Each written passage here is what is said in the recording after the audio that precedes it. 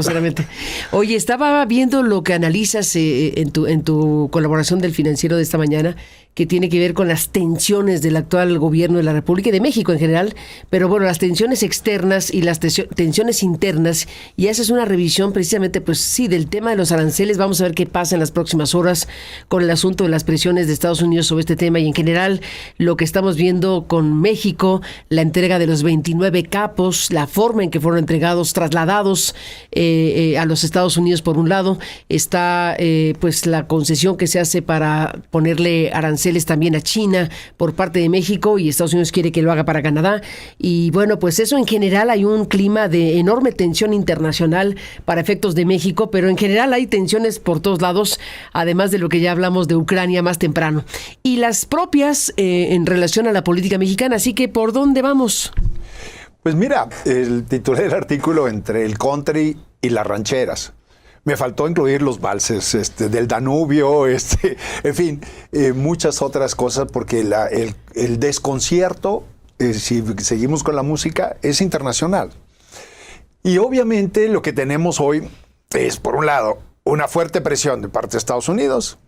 Mañana se vence el plazo, por lo que se ha logrado saber.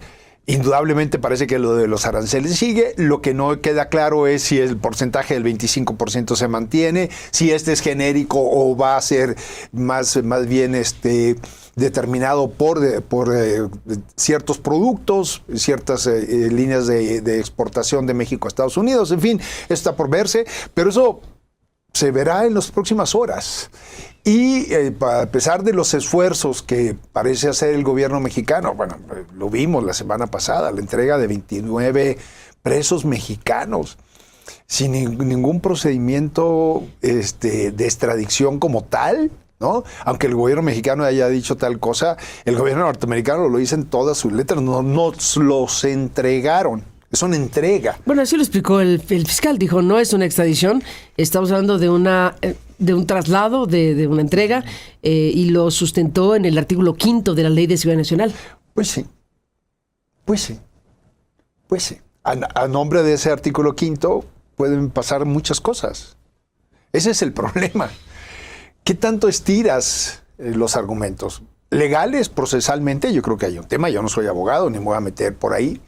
Pero por otro lado estás hablando de la soberanía nacional, de la defensa de los ciudadanos mexicanos, y ante una presión de esta naturaleza va un paquete de 29. Pero por otro lado, yo creo que, y lo hemos comentado aquí, Carmen, no va a ser suficiente. La declaratoria del gobierno norteamericano dice hay vínculos del gobierno mexicano con los cárteles de las drogas. Va a quedarse ahí en la entrega de 29, que no es menor. Hay personajes muy relevantes que están siendo trasladados hacia allá. Y por otro lado, internamente el gobierno de la doctora Sheinbaum va a dar un paso para hacer referencia o involucrar a algunos exfuncionarios del gobierno mexicano o funcionarios actuales sobre los cuales se ha comentado mucho. No sabemos si lo de Aureoles es parte del paquete, ¿no? Pues se le imputan cuestiones de malversación de fondos, pero de que yo creo, sin ser paranoico ni tampoco querer inventar una historia, que forma parte del paquete, por lo menos en la narrativa interna, para generar cortinas de humo alrededor del tema, independientemente del caso per se. O sea, si hay algo que perseguir, vamos, mejor que se analice, se investigue, se haga la investigación correspondiente y se llegue a las conclusiones correspondientes. Pero qué casualidad que sea justo en este momento. Entonces esto está generando también una tensión interna, además de las presiones de los Estados Unidos, que juegan muy rudo. Lo vimos cómo jugaron con Zelensky.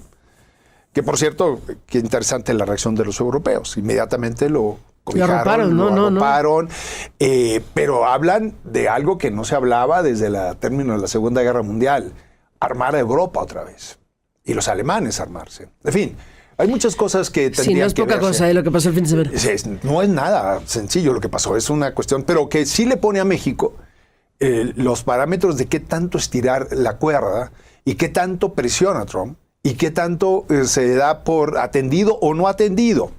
Qué lamentable posición. Pero internamente, en casa tenemos un problema.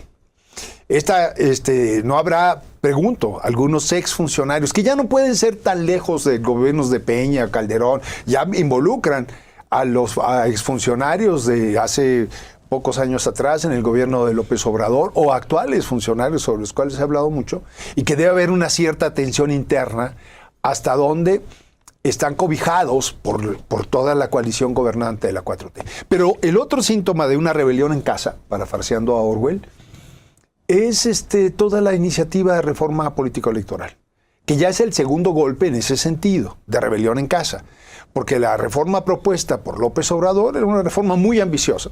Implicaba muchas cosas, pero señalemos dos en particular: eliminación de plurinominales y reducción del presupuesto público a los partidos políticos. Ahí los aliados de Morena, en particular el Verde y el PT, evidentemente, aunque no se dijo mucho en medios ni nada, pero fue una cosa interna, no estaban de acuerdo. Son aliados, no suicidas, diría yo. Y frenaron sin duda esa iniciativa, porque reducirles su presupuesto y quitarles pluris es condenarlos a que desaparezcan. Y la doctora Sheinbaum los necesitaba para hacer las reformas que hizo en paquete durante los 3 primeros meses de su gobierno el año pasado. Entonces, indudablemente tuvo que ser una cosa por la otra. Y jugaron su peso relativo, pero importante para tener las 2/3, el 66% de las votaciones en las cámaras para las reformas constitucionales, y jugaron su peso, el PT y el Verde, para decir, esas reformas no pasan. De manera tal que ahora la presidenta de la República vuelve a hacer una propuesta de reforma político-electoral, no con el alcance de lo que quería López Obrador, pero sí toca dos temas centrales: plurinominales y no reelección. Y parece también que haya rebelión en casa, pero ahora, curiosamente, no solamente de los aliados, sino también dentro de las filas de Morena. En los aliados hay una salida, es decir, porque cada quien en sus estatutos están diciendo ahora los que están en Morena. Si en el Verde, para el caso de San Luis Potosí, donde se dice que el actual gobernador quiere heredar el cargo, fíjate nomás que estamos hablando en el siglo XXI de la aristocracia política, quiere heredar el cargo a su esposa. Dicen algunos morenos, bueno, pues si está si es el Partido Verde y no vamos coaligados y los verdes permiten que haya esa posibilidad, pues allá ellos. Pero caray, son aliados políticos en muchos sentidos. Pero lo interesante en este caso es que no solamente fue eso. El senador Salgado Macedonio sí levantó la mano de una manera clarísima, diciendo, bueno, si yo tengo la popularidad y el conocimiento que las encuestas dicen al respecto, ¿por qué se va a negar esa posibilidad? Ahí hay una tensión interna. Para no hablar que los Monreal también, Saúl, si no me equivoco, el también senador, dijo un poco más tímidamente, no tan claramente como lo dice Salgado Macedonio, oigan, yo también podría ser gobernador de Zacatecas, ¿por qué no? Para que la dinastía Monreal... El tercero, ¿sí? Monreal primero, Monreal segundo, otra vez, ¿no? Estamos remontándonos a los gobiernos aristócratas. ¡Qué barbaridad! En fin, habrá que estudiar con mucho cuidado todo esto, pero no importa. Y seguramente otros, sotoboche, dentro de casa, dijeron, oigan, esto del nepotismo, ¿no? Y parecería que va hasta el 30. No, ya dijeron, va hasta el 30. Sí. Exactamente. Ahorita pasó ya del Senado, está en la Cámara de Diputados y se lo van a aprobar tal cual. Todavía parece que hay algunas presiones, pero ya lo dijeron. Sí, presidenta. ¿Cómo no? Con mucho gusto. Pero vamos a ver que el 27 no, mejor nos vamos al 30. O sea, todo esto te indica toda una serie de tensiones en casa fuertes. La presión norteamericana, hasta dónde va a llegar, no solamente en el aspecto de si es suficiente la entrega de estos 29 capos, sino además puede ir más lejos y afectar a algunos miembros prominentes de la actual coalición gobernante, más allá de los efectos económicos que esto tiene. O sea, ya hay un efecto colateral, inversiones que estaban programadas se han reservado un poco, las que están corriendo en la economía son aquellas para mantener la planta productiva, no para crecer. Entonces ya hay un efecto colateral, pero también tenemos un efecto político derivado de esas presiones y otras por naturales, por las ambiciones propias de los coaligados, que para muchos de ellos no hay una coincidencia ideológica en torno a un proyecto. Morena es un amplio frente, como su líder fundador lo decía, es una movilización, es un movimiento, y generalmente los movimientos son no en torno a proyectos, sino son en torno a personas. Esos son los movimientos populistas. Y entonces el pragmatismo emerge, y los intereses asociados también a qué beneficio obtengo al estar coaligado empiezan también a salir. Entonces tenemos un cuadro, desde mi punto de vista nacional, bastante tenso, entre las presiones externas, las presiones internas. Y luego lo de Europa y lo de Zelensky no es menor. La reunión este fin de semana en Londres tiene un invitado muy particular que no hay que perder de vista, que es Canadá. No hay que perderlo de vista. Se ha dicho muy poco alrededor de eso. Sí, ahí está. Y tiene un efecto global, de política global. Pero en nuestras relaciones, ¿no? Lo decíamos la semana pasada también, Trump lo que está buscando es justamente eliminar los multilateralismos para usar su fuerza en una relación de uno a uno muy desigual. Las negociaciones del TLC desde la época de Salinas de Gortari habían sido una mesa de 3. Ahora ha sido una mesa de Estados Unidos con Canadá, Estados Unidos con México, separadas. Pero Canadá da un paso bien interesante para subirle la presión también a Trump por otro lado, y va a la reunión en Londres a sentarse en esa mesa con los europeos. Es cierto, su tradición de vínculo con los anglosajones pues es desde la fundación, desde el descubrimiento, desde la conquista del territorio canadiense. Pero políticamente en este momento no hay que remontarnos 2 siglos atrás. Es algo que está pasando ahora, en donde ellos dan un paso bien interesante. ¿Y México? ¿México qué va a hacer en torno de esto? ¿Seguir sentado solo en la mesa, en una mesa bilateral desigual, compleja, con un problema interno no menor, en donde hay que darle gobernabilidad a todo esto, y el discurso de la soberanía nacional, de vamos a defender a México, unidos todos, también pasa por las negociaciones en casa y las negociaciones políticas, y hay quien está viendo el 27, y hay quien está viendo ya el 30, y eso también está en juego en este momento. Son momentos difíciles, son momentos que hay que ver con mucho cuidado, porque es no solamente la cuestión provinciana de nuestra relación comercial en particular, sino es una redefinición del contexto global, en donde esta negociación particular tiene que ver también en ese contexto. Y hay otros interlocutores que están dando pasos interesantes alrededor de eso. ¿Y México? Y México, sí, pues México en su circunstancia. Y bueno, pues sí, vamos a ver qué es lo que viene, porque en esta combinación de tensiones que mencionas, además de lo que ya dijiste, hay que decir que el presidente Donald Trump especialmente le puso énfasis al tema de los narcopolíticos en México, digámoslo así, porque le dio una entrevista a The Spectator, en donde dijo que le va a pedir directamente a la fiscal general de Estados Unidos, a Pat Bondi, que investigue a políticos, incluidos a mexicanos, por beneficiarse del trasiego de drogas, especialmente fentanilo. ¿A dónde puede ir esto? No sabemos, pero ya puso el dedo, digámoslo así, específicamente respecto a México y políticos. Lo entrevistó Ben Domenech, y ahí Trump dijo que sí irá por una rendición de cuentas de políticos corruptos, refiriéndose primero a los demócratas, a quienes increpó por las fronteras abiertas, este tema que calificó como prioritario entre sus principales fallas. Se fue contra los demócratas a morir, pero dice, obviamente, su Departamento de Estado, bajo su dirección, ha hecho ahora algo suyo, algo que yo y muchos otros creemos que tenía que haber hecho hace mucho tiempo, que era nombrar a estos grandes grupos de cárteles como organizaciones terroristas extranjeras, le dijo a Domenech en esta declaración. Bueno, esto lo dijo Domenech y Trump lo respaldó, pero digamos, estaban en sintonía absoluta el entrevistador de Fox con el presidente.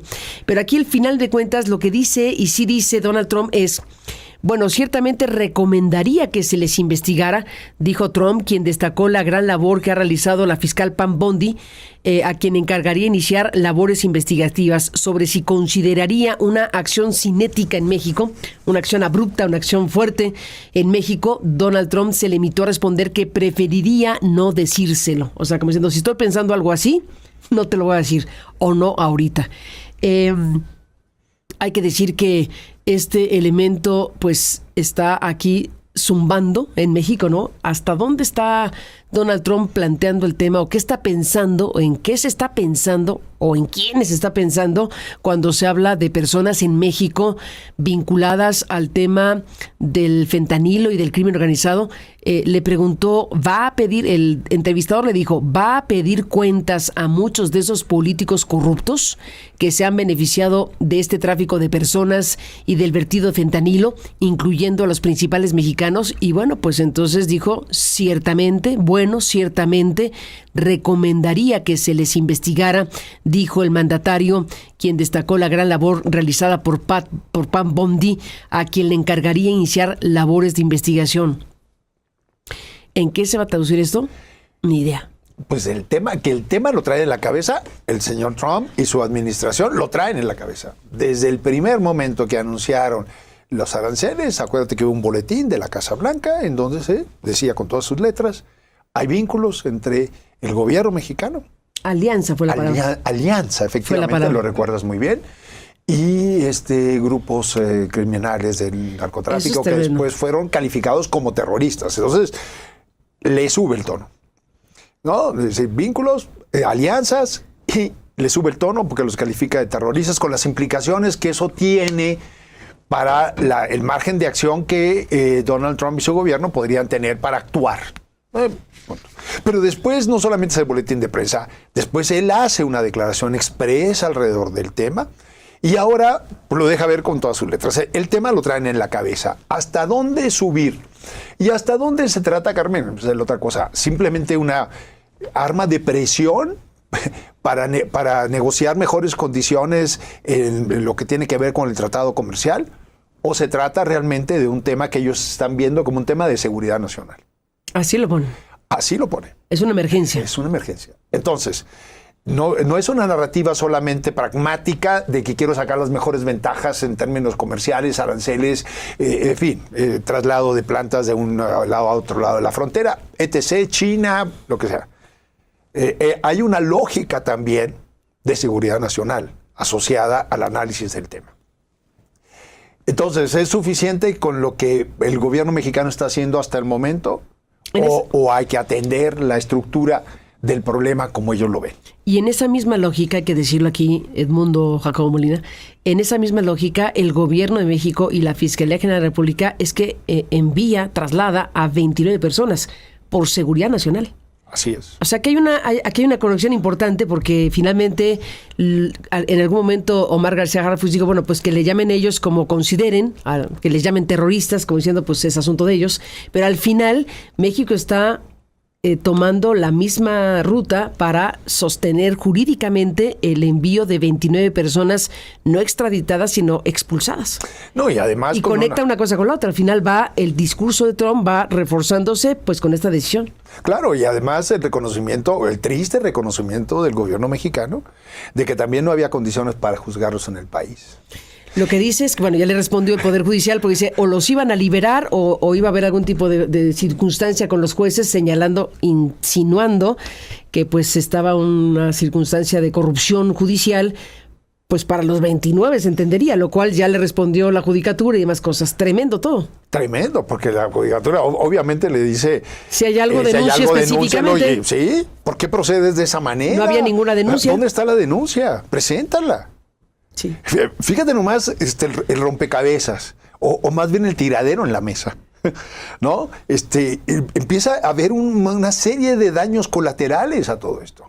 Si ya de por sí López Obrador se encargó de evaluar al Poder Judicial y los había acusado de mil y una cosa, y hace una reforma al Poder Judicial, vamos a una elección que nadie entiende el 1 de junio en menos de 90 días. Pero además le sigues dando al Poder Judicial. O sea, estás minando la confianza Mi pregunta es, entonces, cada vez que no podamos resolver jurídicamente un problema aquí internamente, porque no confiamos en los jueces, vamos a acudir a un tercero fuera del país para que resuelva judicialmente. Fíjate lo duro de la señal. No quiero exagerar ni nada, pero esa es la señal. Entonces no los podemos retener acá, estaban a punto de ser liberados, no hemos hecho una denuncia contra jueces que podrían estar coludidos, entonces lo mejor que hacemos es, ¿saben qué? Reconocemos que no podemos con ellos, mejor hazte cargo.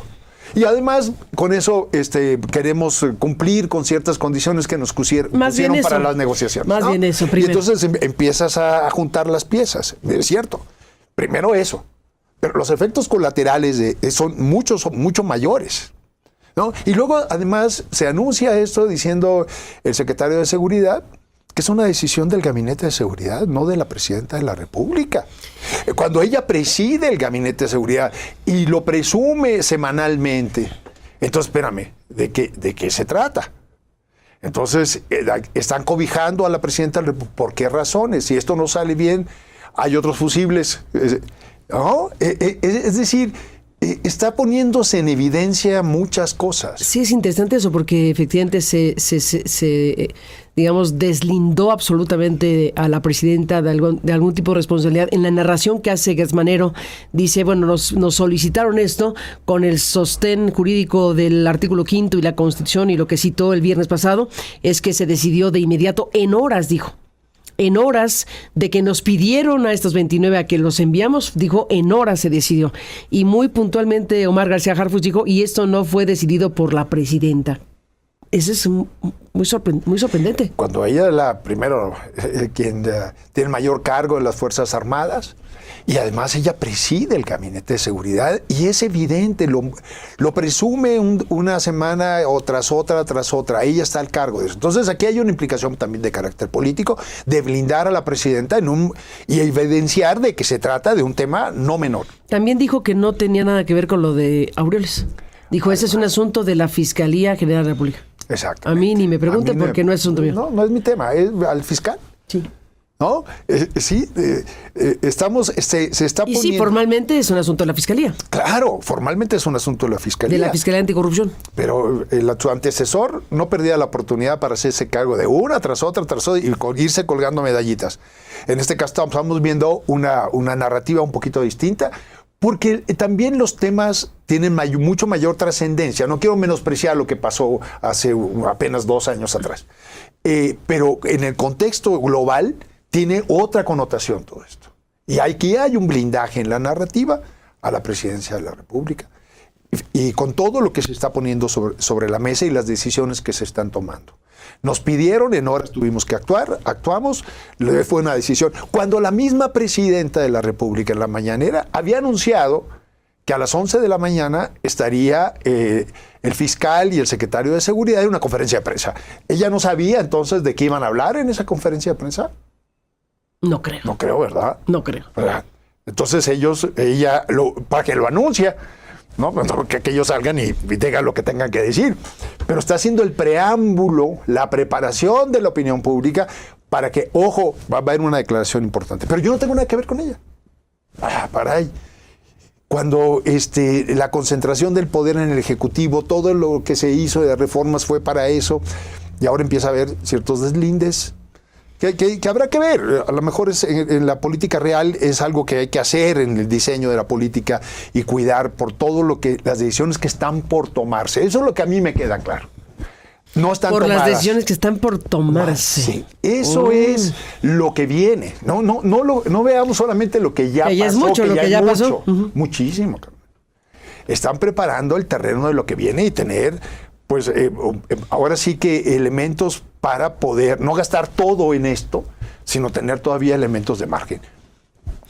Pues estaremos siguiendo de cerca todo esto que está ocurriendo a una velocidad impresionante. Esto es un ritmo trepidante en México y a nivel internacional. Así es. Así que bueno, Edmundo, gracias por estar aquí esta mañana y buena semana. Gracias a ti, Carmen. Buena semana. A cuidarse. Gracias y buenos días. Gracias.